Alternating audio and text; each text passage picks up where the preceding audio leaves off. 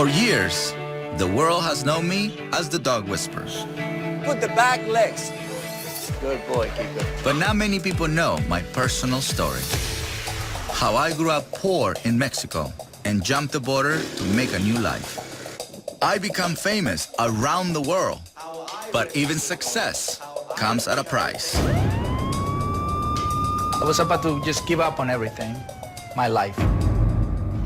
Now I am crossing a new border, and I have a new dream, and it's my biggest gamble yet. Showtime. For the first time, I'm sharing my whole life, the good, the bad, and the ugly. Not bad for a Mexican dog guy.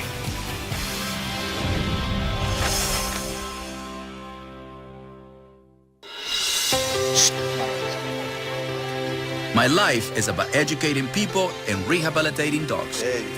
Yeah, look at that tail.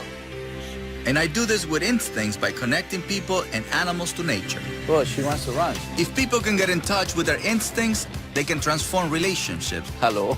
with their dogs, with themselves. Now you have trust, respect, and love. Through my TV show, The Dog Whisperer, I've been able to help thousands of people. Can I give you a big doggy hug? In 1999, I founded my Dog Psychology Center in California.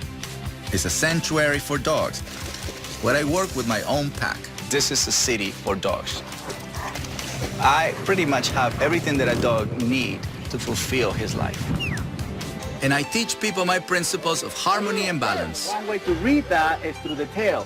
The idea of the Dog Psychology Center is for you to come with your dog so you can learn. This is what allows you to feel people's energy. You see it? Now I am leaving the Dog Whisperer behind. Let's go. Come on, go, go. I have an even bigger dream to give all dogs a second chance. Come on. Our goal is to find the right home for one dog. My new series is called Leader of the Pack.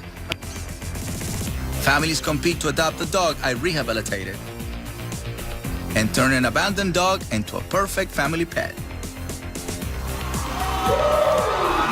Now I am taking my role as the leader of the pack to a new level and bringing my message on the road in a live show. The goal of a dog, very simple. Harmony and balance. Never work against Mother Nature. The way he communicates with dogs and like fix every problem that a dog has is amazing. But all this success is rooted in what I learned as a kid, growing up on a farm in Mexico.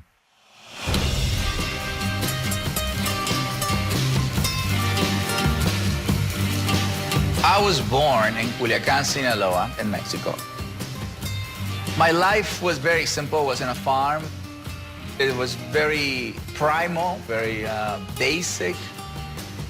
I saw it as a curse, you know, I'm poor and I don't have toys. But at the end of the day, I had the most important thing, which is family. My greatest influence of who I am is through my grandfather. The peace, understanding, you know, never work against Mother Nature. That was him. Dogs were in my life from the moment I was born.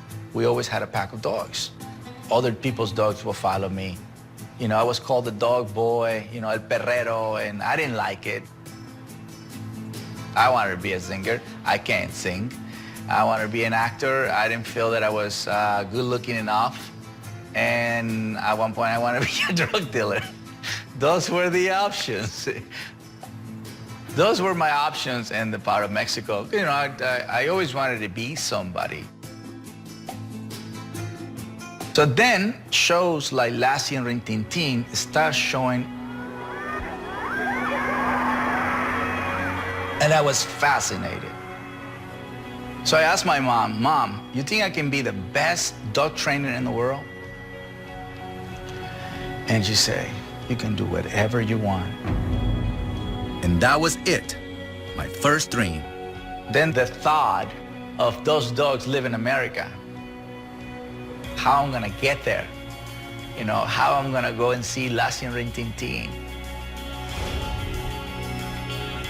I was 21 years old and I decided I would try to make it to America. I have no money, no passport, and no idea how hard it would be to leave Mexico and my family.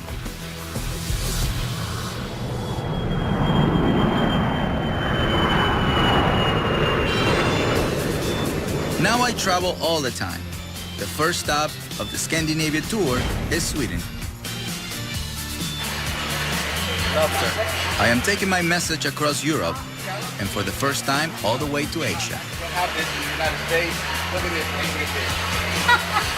Looks like a pug. Family is still the most important thing to me, so my girlfriend Jahaira and my youngest son Calvin join me on the road. It's a big advantage, it's a big blessing, it's a big inner peace to have your family traveling with you. We arrive on a bike all the way from the United States.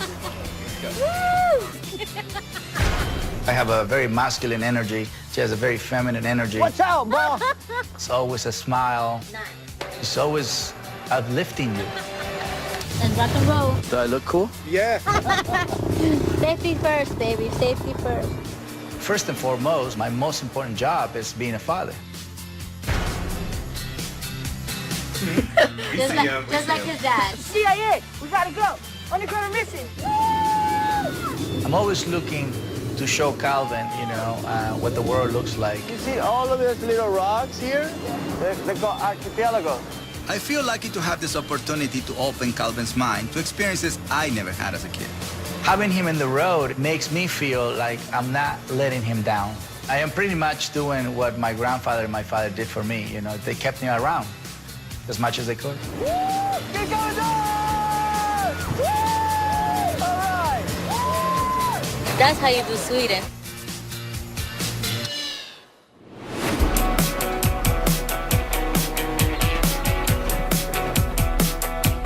Hello! All this place will be filled. This is the microphone right here. We're checking the sound. Hello, hello. The tour's called Trust Your Instincts. It's about finding stability in our own lives so we can lead our dogs. That creates happier dogs and happier people. Can you sit? Hello, hello, hello. Awesome. Following is very important. Is my underwear showing? Sorry. That's not part of the show. This is my biggest, most important road show yet. To pull it off, I need to have the best possible pack. I have the superhero team. This is the pre-show briefing. Yeah, so we go through this script. What's harmony and balance? Lou is inside my head, literally. So here, this is Lou. Hi, Lou. Lou is telling me what I need to do. He walks me without a leash. It's the old show business adage, never work with children or animals. Most of the crew are childish, and we have animals, of course. I'm the EP, so I basically put the whole tour together. It's really like a real super healthy pack. And she runs it. She runs it. She knows everything, what everybody is doing. All right, here we go. You know me. Everybody needs somebody that keeps everybody on schedule, and that's Allegra. We have to get there exactly at 6 o'clock. To me, it's like a soldier. It's like a drill sergeant. When she gets into work mode, she gets into work mode. She won't leave you alone until it's done. We need to stick to the schedule. So that is my job. Oh, there you see, I told you. Todd has been with me for a long time. Your goal here is for me to help you how to walk a dog. The show is part seminar, part dog rehab. We're gonna help here. People bring me their dogs to work with. Todd is in charge of auditioning these dogs The dog that was picked tonight is Loki. and getting us all on stage on time. Cesar is the real deal. He's the pack leader of us all. He's the type of boss you want. Not yet?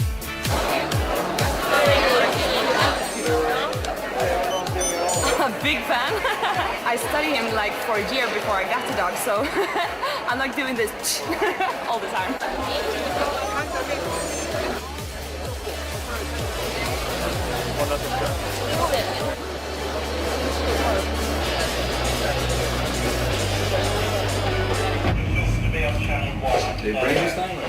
Thank you, God, for this wonderful day. Thank you for this opportunity that we have to bless so many lives. We thank you for that. Amen. Amen. 30 start.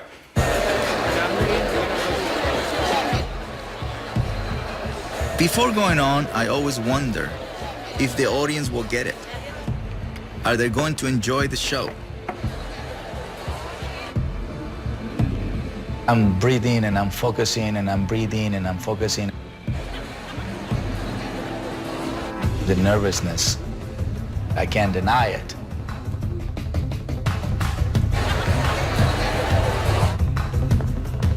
I'm very insecure at that time.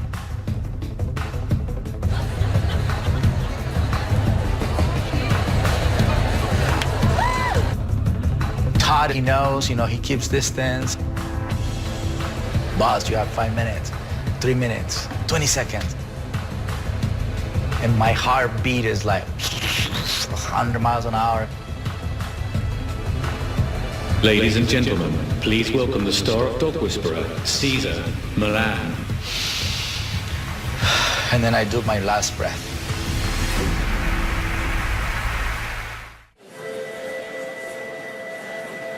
Ladies and gentlemen, please welcome the star of Dog Whisperer and best-selling author, Cesar Millan.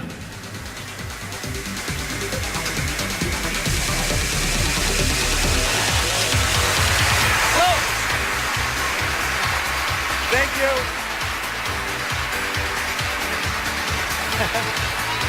Thank you. Thank you very much. Thanks for the love. Thank you. So, for those who still don't know what breed am I, I'm Mexican. Don't look at her. Don't look at her, no? No, because you're nervous. Yeah. I'm nervous because you are here. Oh, yeah. You're gonna blame me. Oh, my goodness. This is not a show about dogs. This is a show about people. This show is about empowering people with the knowledge I gained through my own experience. If they want to change their relationship with their dog, they have to start by changing themselves. A dog is a mirror. It's what helps you see how you behave. In the modern world, the goal for the human is fame, money, what we call success. So what we need to do is unplug from the modern world and reconnect with Mother Nature. Dogs want to follow a leader who's strong, yet calm. They enjoy very much the hands-on when I'm with the person on stage. That's what they love. That's what Cesar Millan represents, the guy that can come and transform a situation. And it's live.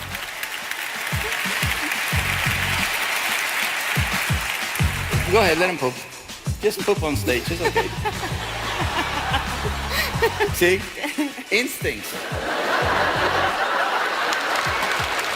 I had an amazing night tonight. Thank you so much for the love you gave us. Thank you, and have a good night. It's a very humble experience. Big dog, baby.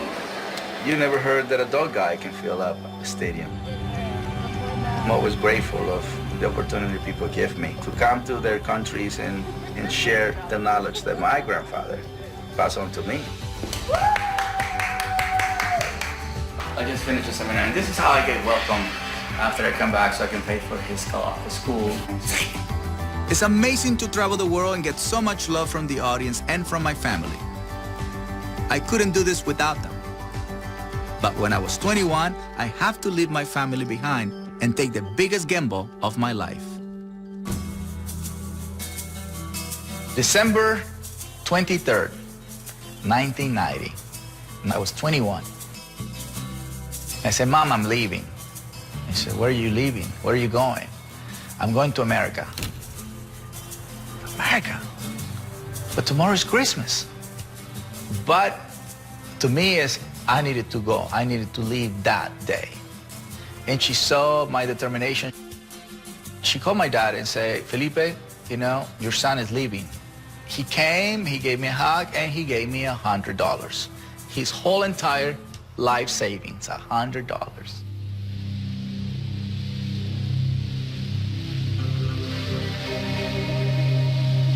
In my mind, I'm gonna figure it out. People already jumped, and why not me? It couldn't be that hard, right?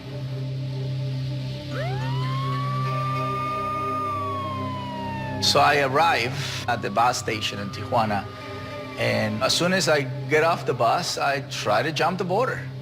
And I realized it wasn't that easy.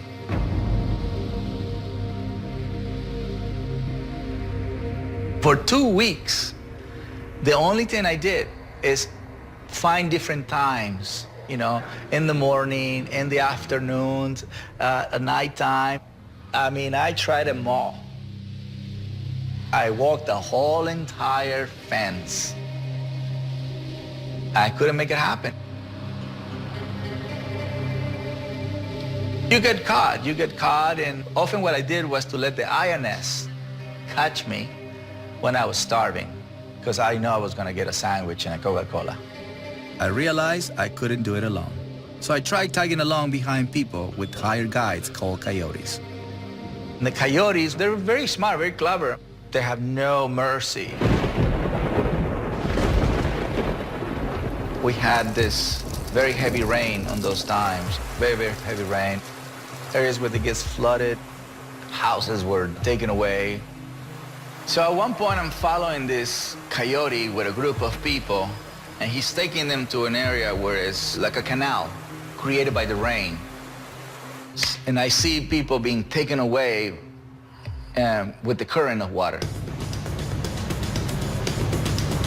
So you see elderly people, you see pregnant women just taken away. And the coyote guy, the only thing he says is, "Follow me!" He can care less about who's being taken away. And his family members crying. A lot of people, they're trying to better themselves and have an opportunity, you know, to come to this country. A lot of them, they don't make it. You know, they just don't make it. After 2 weeks, I finally found my chance, a hole in the border fence. I come to this area where it's a hole in the fence, and it's, you know, pretty fresh. And then this guy come from nowhere. Skinny, tall guy, dirty. You know, this is the kind of guy that you learn to stay away. But the guy come to me and say, "So, you want to cross?" So I say, "Yes, I want to cross. I charge you $100. It's impossible that this guy knows how much money I have. But something inside, so it's okay. So I follow him. He said, "Don't pay me until we cross."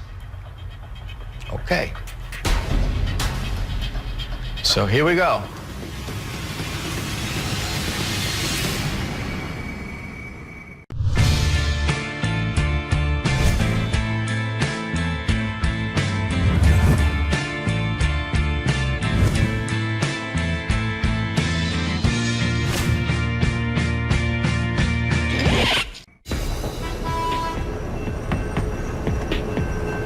In 1991, I was 21 years old and at this very spot. I given up all I ever known and loved in Mexico to sneak across the border with the help of a paid guide. In my mom, I'm always running away from the border. This is the first time I actually come to the border with no worries in mind. Dígame. Mire, nobody asked for an autograph before when I was trying to jump the border. Mi esposa se va a morir cuando vea. I can't believe it. ¿Qué cree que estoy haciendo aquí? ¿Qué? Pues les estoy enseñando por donde yo me brinqué. Ah, sí. Señor César, usted dignifica a México. Gracias, señora. Gracias. Dios lo bendiga. Gracias, señora. Felicidades. Saludos a la familia. Arriba, gracias. International border, right there. Frontera internacional. We come from over there.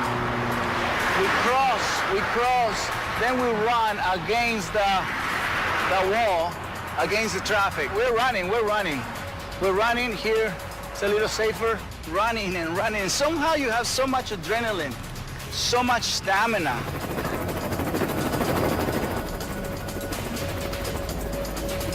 A hiding place. This is like the finish line. I follow him through the tunnel.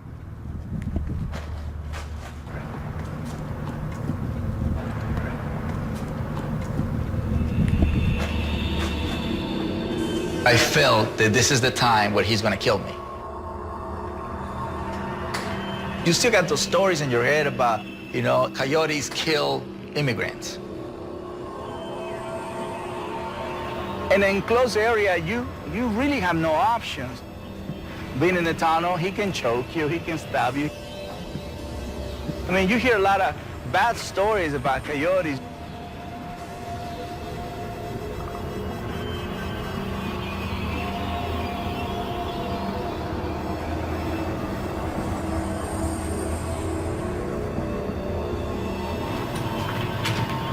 And then he tells me from here to wait.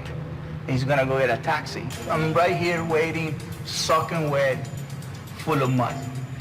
He whistles, he waves, so I go to where that little tree is. It's a taxi. Right there, the guy immediately said, put a magazine in front of your face. We go that way, and we make a loop, and then we enter into the freeway. And this is the Shell station where my life in America pretty much began. You get to study, you know, where other people like yourself live. And a lot of them live under freeways. And that's what I did. I haven't been here for 22 years. And I'm tracking down where I used to sleep. You get your cardboard, and then you come and look for your home. So you go down.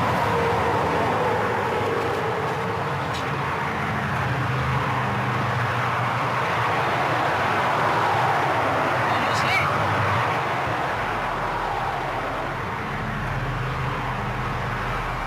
For 2 months, I washed dishes. Did odd jobs, whatever it took to survive. And then you discover, you know, AM, PM, and 7-Eleven. And the specials they have of 2 hot dogs for 99 cents. That, to me, was gold. That's all I need, $1 a day, I get 2 hot dogs.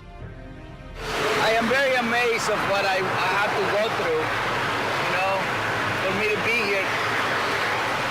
Would I do it again? No.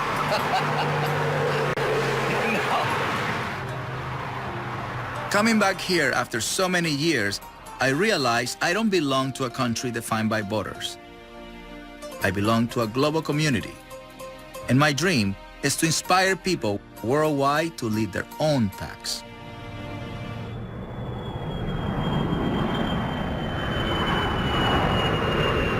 Welcome to Finland!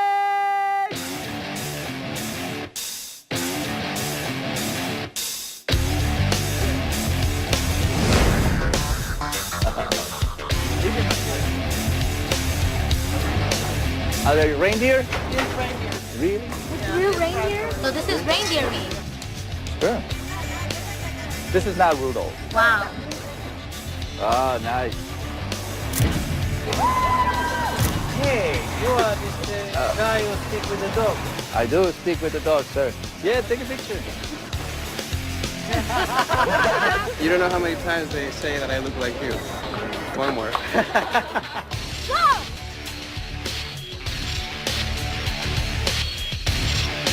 Oh my God! What's up, Helsinki? Look, Ozzy Osbourne was here. 50 Cent? What? Hold on. I gotta get my 50 on. Oh, the Pussycat Dolls were here. The Fugees, when Lauryn Hill was there. Oh my God, she's awesome. Oh wow, all these people are, oh, Celine Dion. Whitney Houston. What? Cher, Bon Jovi, Kiss. I'm the first dog guy. A dog guy in the same stage as the world's biggest performers is something I could never have imagined when I finally made it to Los Angeles 21 years ago. Determined to make it, and make it big.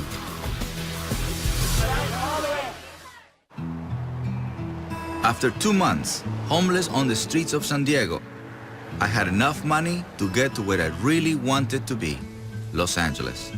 So now I'm coming to LA, not too long after I met the mother of my kids. We started dating, and then she became pregnant, and that was Andre. Calvin was born 4 years later. It was really tough. We both were very mature. I got a job in a kennel, and I became a kennel boy.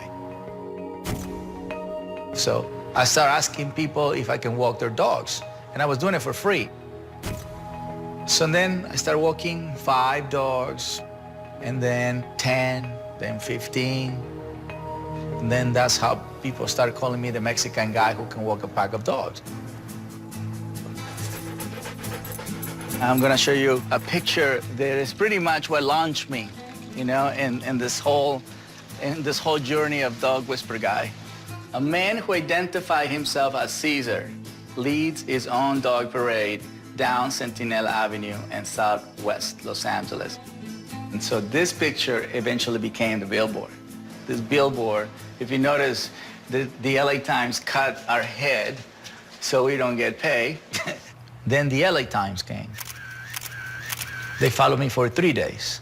So I'm taking them everywhere, you know, I'm giving them, look, this is what I do for a living. At the end of the interview, her name is Mimi. She asked me, so, you know, it seems like you have a good thing going on. What would you like to do next? And I say, I would like to have a TV show. So she wrote it down.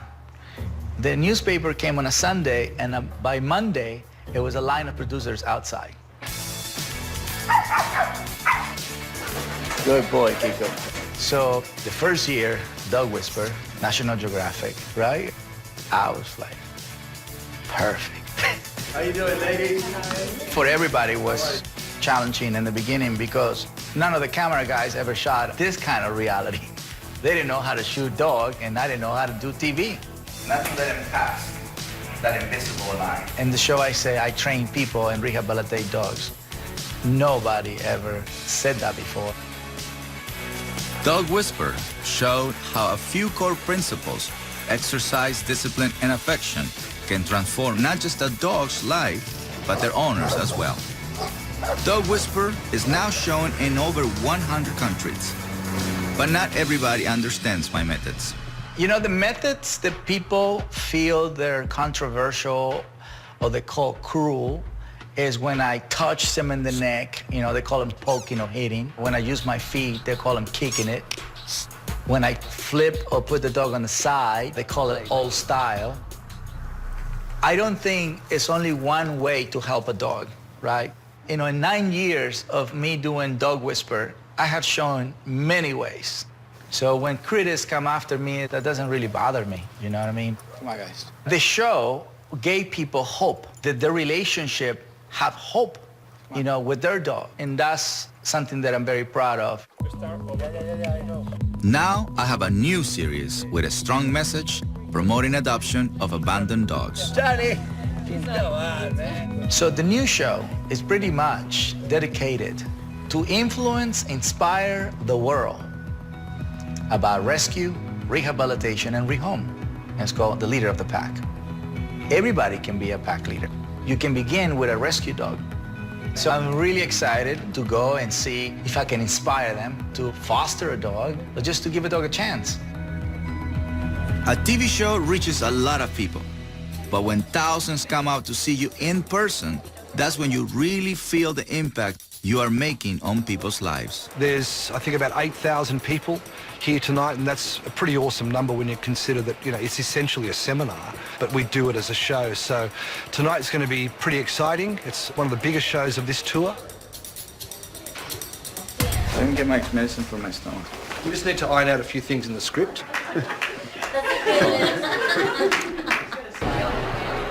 He's got awesome energy, and he's like easy to relate to and like easygoing and all that. I had a pack of 3 dogs, and you know it was just invaluable, the advice that I got from watching the show. So Yeah, he's kind of a genius. With a show this big, I'm especially thankful to have my family here to give me that last push onto the stage.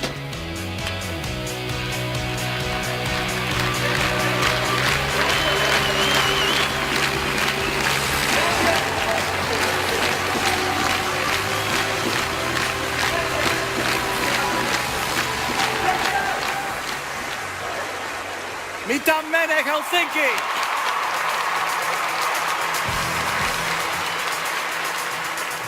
It's packed. It's people all the way to the top saying my name, thanking me, or saying I love you. It's an amazing thing to achieve, because normally you get those crowds if you're a singer, or if you're a rock band. But if you're a dog guy, that's never been done. The stage literally shook when he came out, and I think even he was taken aback for a minute. And as much as they scream, they also get quiet. That means everybody's listening. That's an amazing feeling. So puppies grow up into teenagers. Let's talk about human teenagers. Dogs today are unfulfilled because their owners do everything for them. Let's just show them how a modern kid gets tacos in grandma's house. We do a skit to show how Calvin's grandma spoils him, just like we pamper our dogs. So I'm gonna play you, and you're gonna play grandma. It was hard before life on the road because I used to do it by myself. At least one of my kids is with me. And I know what's happening to Calvin. He joins me on stage and I see his progress on stage. He has what it takes. When I was a kid, my mom put me in judo classes to control my rebellious energy. I see Calvin going through the same thing. So by giving him a job in the show, I give him a place to focus his energy. Grandma, can you give me some reindeer?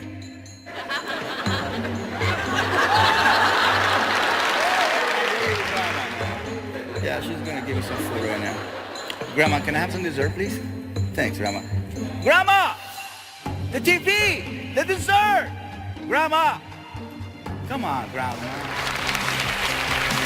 I hope you had a great night.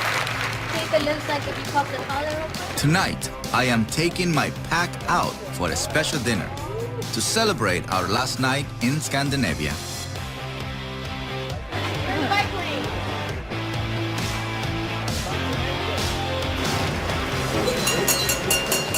Guys, I really thank you for being part of this dream, and this is to you. And as always, thank you very much for your effort. Thank you to your families, because you have to leave your families behind. You know, everybody counts in the pack.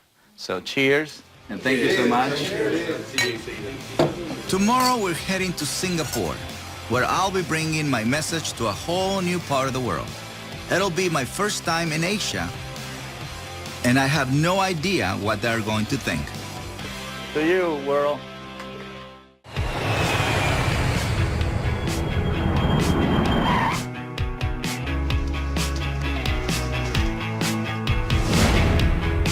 Singapore is amazing.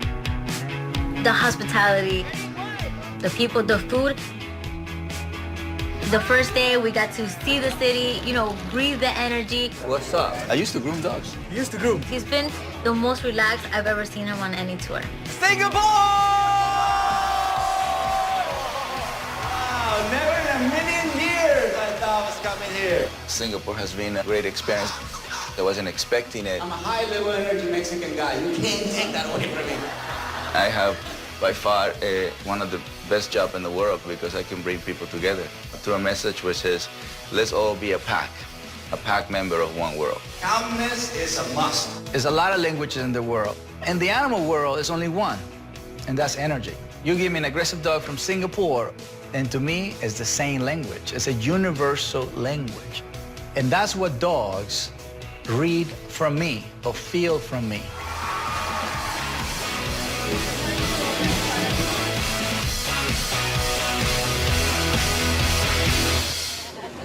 Part of my mission here in Singapore is to show people that any dog can be rehabilitated.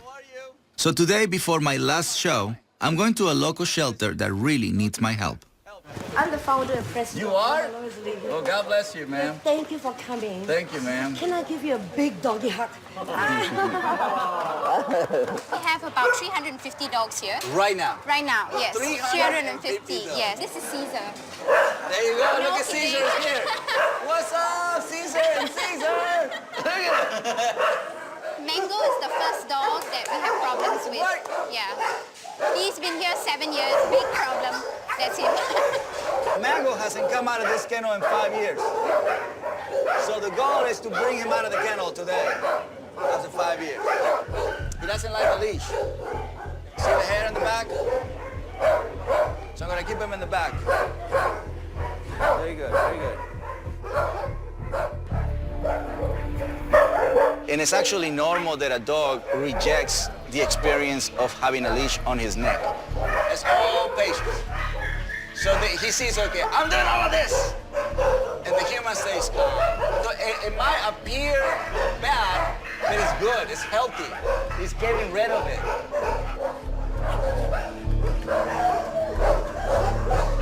Welcome to the rest of the place. This is how you do it. Look. You first put the back legs. Nice. Look at the tail. Hey, Mango, you're wagging your tail. Yeah, good boy. Oh, yeah. Oh, yeah. So he sees a little bit of tension means the human wants to guide him. You ready for rollerblades, buddy? 7 years of not going anywhere. Just a lot of pent-up energy. He never got to see Singapore.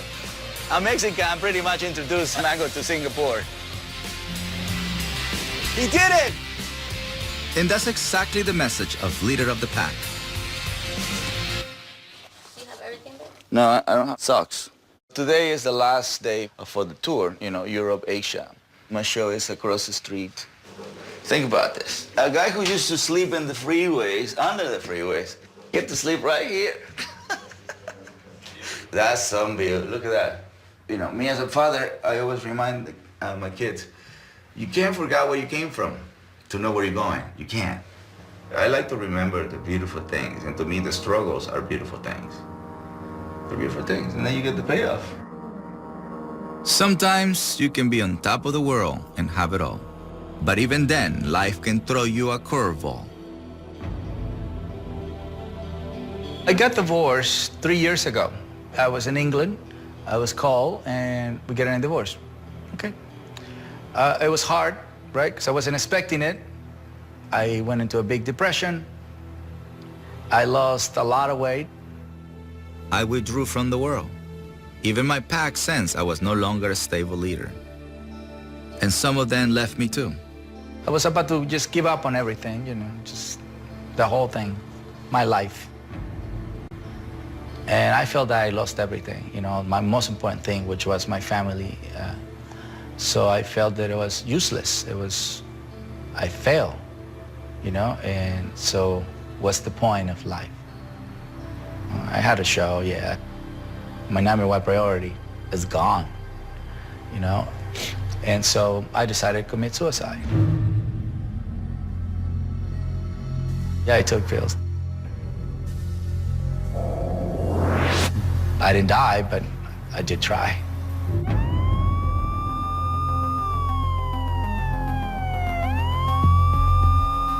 I was sent to this hospital for observation.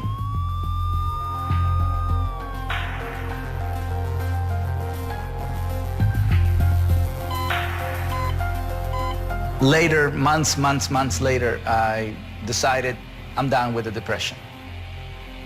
You know, my focus came back.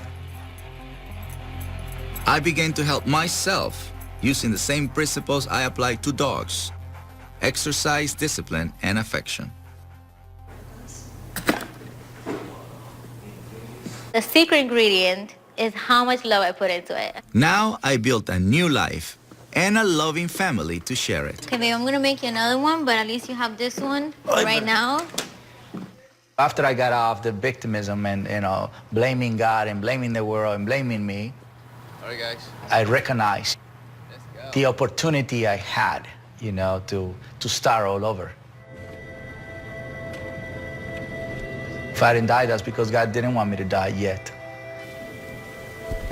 Good morning.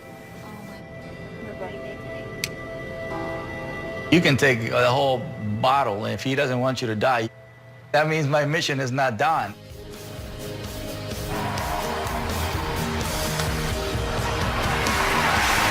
All right. Thank you. Thank you.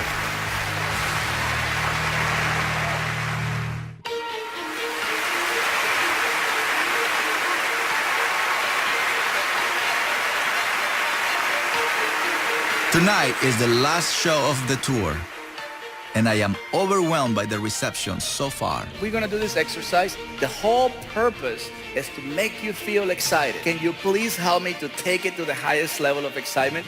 All right, let's pump it then!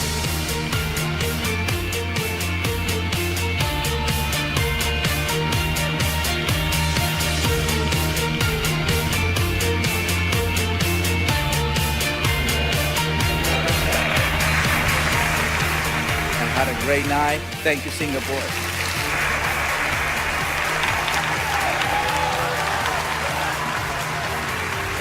That's Singapore! You're not gonna tell me congratulations, Dad? Yeah, congratulations! Hey, how about that? Yay. You're so awesome, Dad. Yeah. I brought some flowers for you. Go get your flowers. Baby. Thank you, man. Thanks, brother. Thanks for everything. Great shows yet again, man. Thank you. Really good. Really enjoyed it. Thank you. Yes, you did? Yeah. You're not again? When do I ever? All the time. He's just a really cool guy to work with, you know. It's a lot of fun, and it's been an adventure. Thank you, Cesar. Appreciate it. This is goodbye, Tara.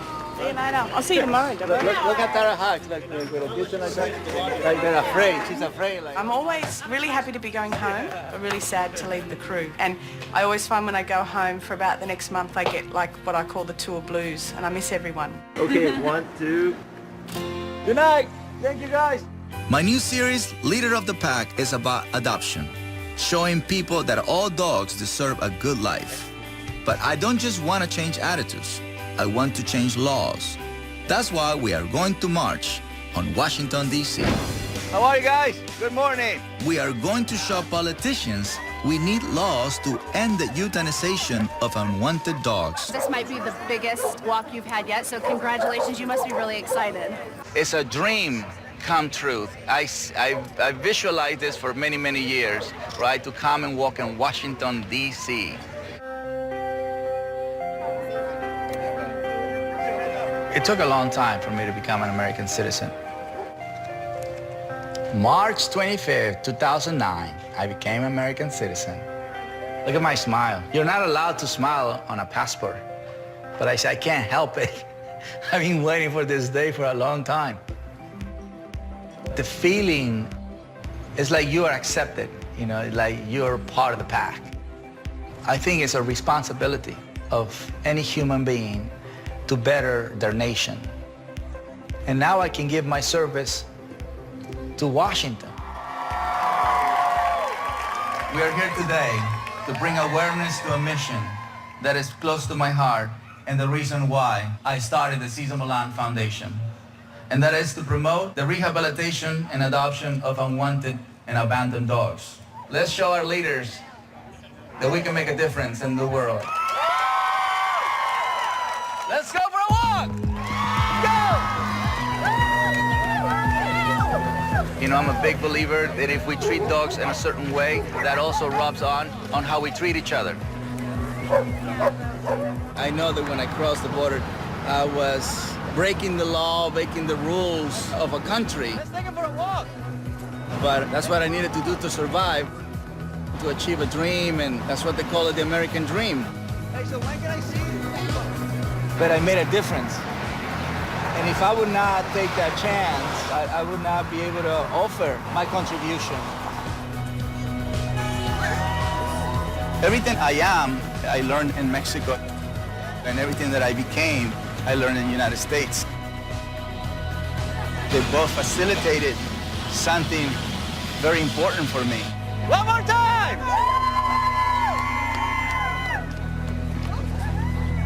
I think my life has everything, you know, has comedy,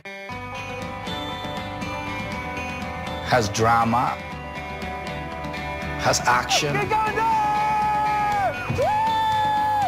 I don't know about the ending yet. I'm just glad that I can tell the story. Hopefully people get inspired, they get motivated. Doesn't matter where you come from. Really what I would like for people to get out of this is just to not lose hope, no matter what happens. You should never lose hope.